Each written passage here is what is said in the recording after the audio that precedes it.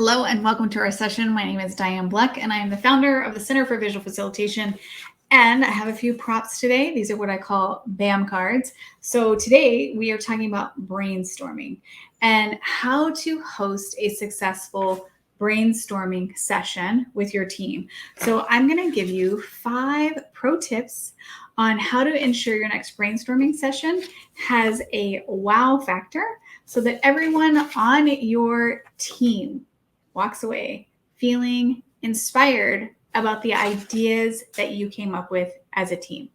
So we're going to head over to my idea board and I'm going to show you how you can pre-draw some of the rules of brainstorming and reveal them in a short, simple, interactive exercise on your next Zoom call to just make it a little bit more fun and engaging. So your team has come together and you are ready to do a great big brainstorm. So my first pro tip is to make sure that you are encouraging wild ideas. Let people get as expansive and creative as possible during the brainstorm ideation session so that you get out all those wild, audacious ideas because you never know what can come from them. The next pro tip is to go for quantity.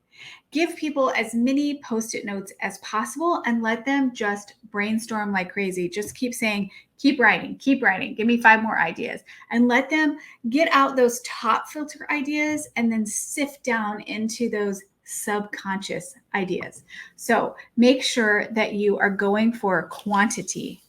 The next thing is to include individual as well as team activities. Allow people an opportunity to brainstorm on their own where they can kind of get quiet and reflective, but then also brainstorming together so that they can feed off of each other's ideas.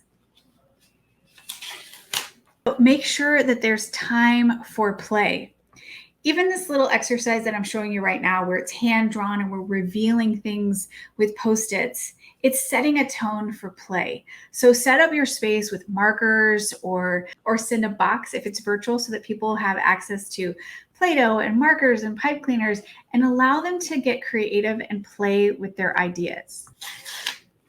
Make sure that at the end of all the ideas, you allow time for reflection. And this is reflection for the whole group. Maybe include a special lunch or dinner or even a day break where people get a chance to reflect on their ideas and then come back to them. And then my last pro tip is follow up. What is the follow-up from your brainstorm session? People want to know where are their ideas going. So make sure that you take photos of the space. Make sure you have a deliverable that summarizes all of the ideas, as well as prioritizes which ideas are going forward and why. So those are 5 pro tips, but also a simple example about how you can use a simple 2-camera setup to set the feeling for brainstorming and innovation so that it helps people get creative, especially for so many people that are still working virtual. So thanks for joining me for today's lesson. I'll see you next week for another fun Visuals at Work.